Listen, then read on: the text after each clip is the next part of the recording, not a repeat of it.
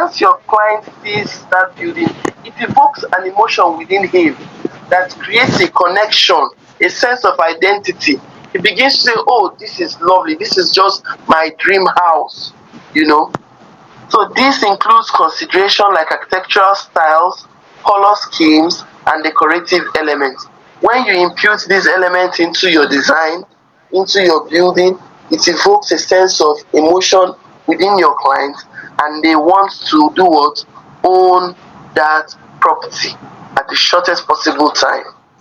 Now let us look at buyer's psychology. What is buyer psychology?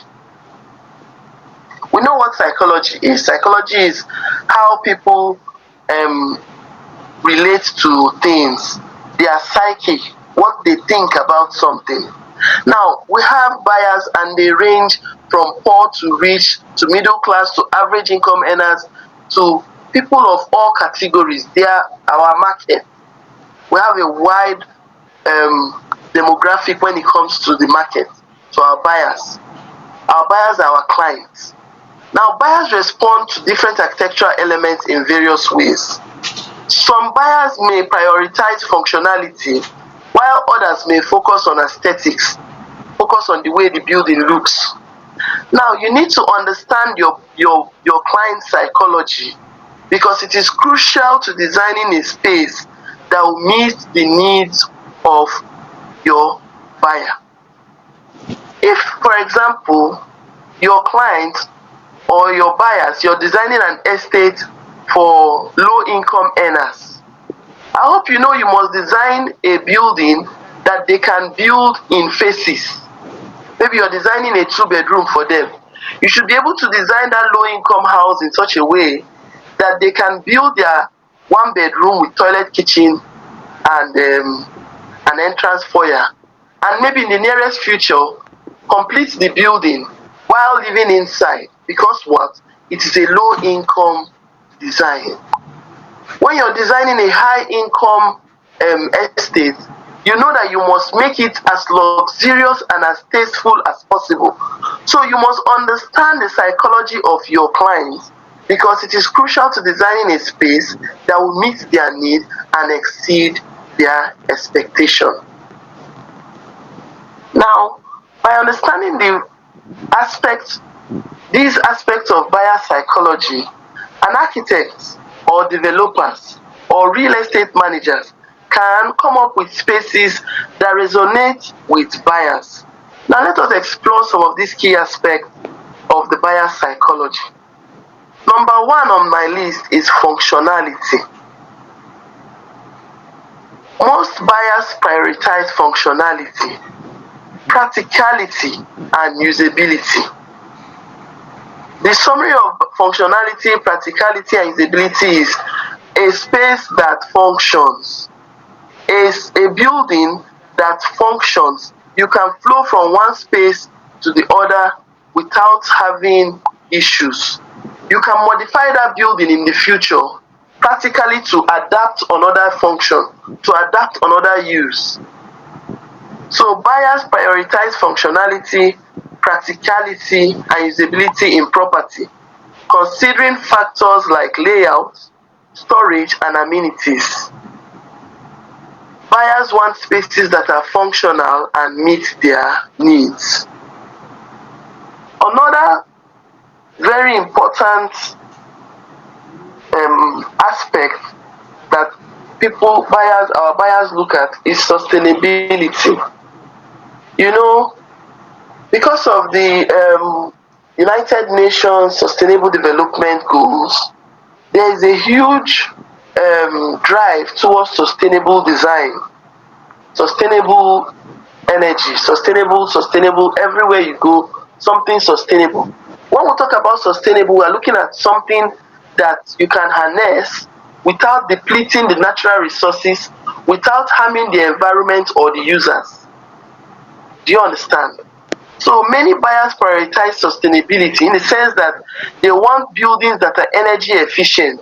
They want to be able to stay in their house in the daytime without turning on their bulb, and enough daylight comes in from outside, and that saves the energy of having to turn on the bulb.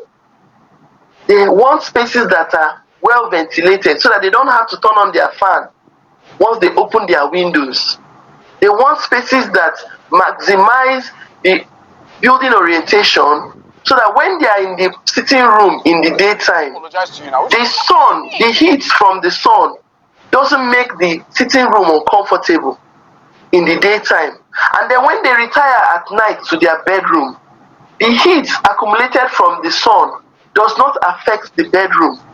That is what you gain when an architect designs a space for you.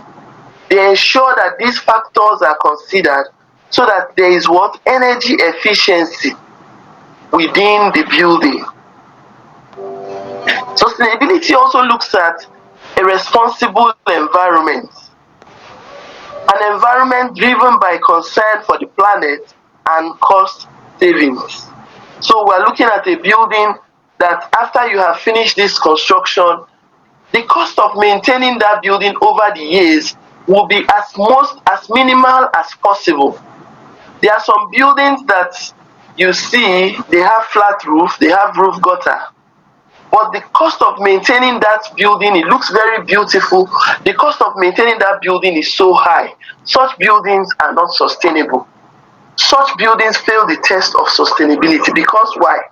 You must, every year after the rainy season or before the rainy season, go into the roof, clean the roof gutter, paint it with some waterproofing and all that to avoid the water that the rain collects, that the gutter collects from seeping into the building.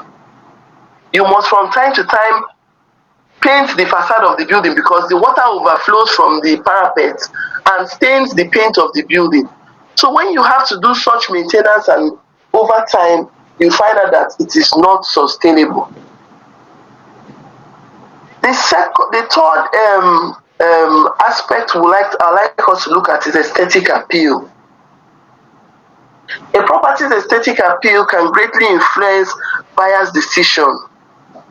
People like things that are beautiful. People like things that are flashy. With factors like design, style, finishes, these things contribute to the overall attractiveness of a property.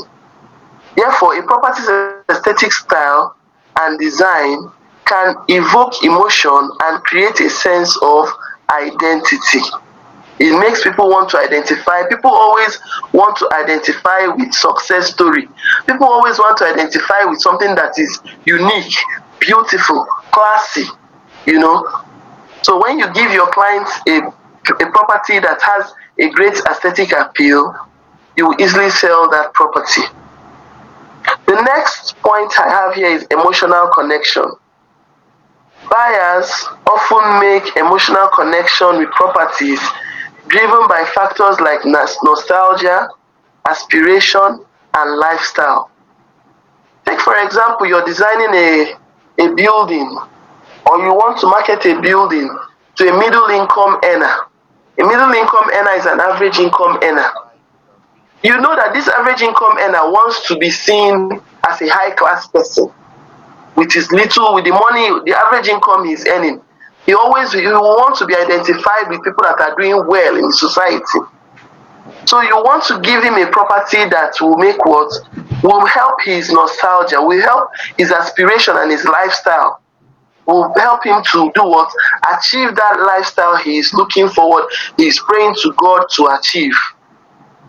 Another thing that people look out for, in our African cultural background, we have this sense of community. People in the Western world, they don't understand sense of community. But here we understand sense of community. Maybe you are cooking and then you discover that you don't have, your salt is depleted. You quickly go to your next door neighbor and say, please, can I have some salt? And say, okay, they give you the salt. You can't do that abroad. You have to go back to the mall and go and buy salt. So buyers prioritize properties that offer a sense of community. A housing estate that has a community park where they can come out to in the evening with their children or in the weekends and play and sit out. People like to have a sense of community. If you come up with a housing estate that have amenities like a park, swimming pool, a golf course, even if it's a mini golf course, a football pitch, in the morning on Saturdays, they go there to play their football. Come up with a pub or a movie theater, a place where people, services that can enhance their lifestyle. People will easily rush to buy into such estates. So if you have a housing estate and you have not incorporated some social amenities, some things that will increase the sense of community, people may just buy that housing estate because of desperation. But the people that already have properties that want to acquire more properties will not easily buy from that your estate. But when they see that this your estate has side attractions like a shopping mall, a community park, a recreational park, a water park, something that will make them come out to enjoy the money they are making in open air, you will see that they will easily do what? Buy it. Sorry, I think I'm running out of time. Now, technology and architecture. Technology has become so advanced today that it has made a lot of things easy. Technology has revolutionized the way we design and market properties. Tools like 3D visualization, virtual tours enable buyers to explore properties remotely, enhancing their engagement and experience. This technology also allows architects and developers to showcase their designs in more immersive and interactive way. I hope you know that today there is something called virtual tour. You can actually take your client through a virtual tour of a property without him coming to your project site, for him to have a feel of what it feels like to walk through his building. That is what technology can do for you. That is what the skills of a well-trained architect can achieve for you. You can actually have virtual tours of your housing estates, of your building projects, and your clients will be seeing the property, seeing the furniture, see where he can put his bed, see where the kitchen is, the fireplace, the freezer, see the children sitting and playing in the sitting room, see the TV, everything. They begin to interact with it like it's real life. So we need to harness the power of technology and architecture to make our designs, to showcase our designs in a more immersive and interactive way. Now, I want to make a charge to every one of you listening to me. Let us think creatively about architectural design. Its impact on real estate is high. We should know that the impact of an architectural design on real estate can be the missing link to your success story as a real estate agent, as a construction person, as a person within the built environment. By pushing the boundaries of design and technology, we can create spaces that inspire and delight buyers. I also want to charge you today to engage the services of a registered architect. Registered. Why?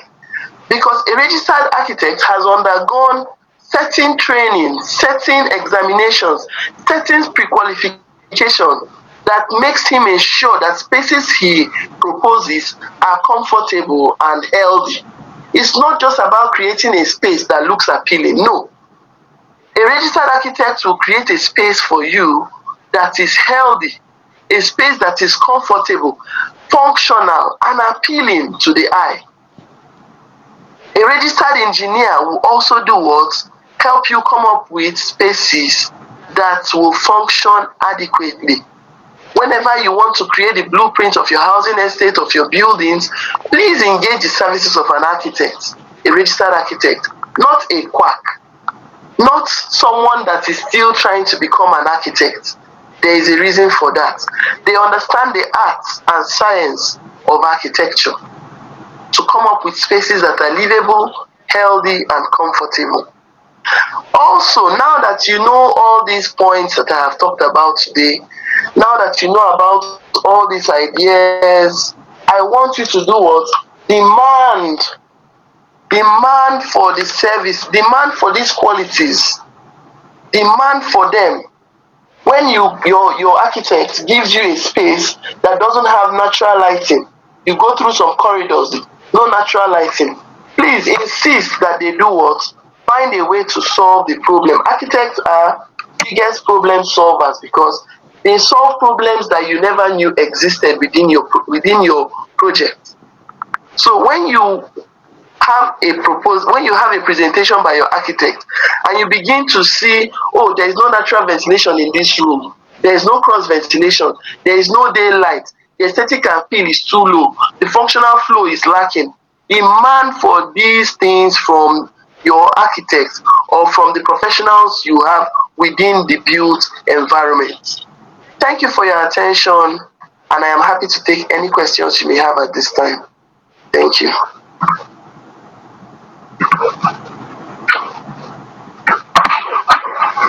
Thank you, I appreciate. So I am open to have your questions. So let's go ahead and ask questions. If you followed up this training, can you indicate by raising your hand up? Just indicate by raising your hand up, so that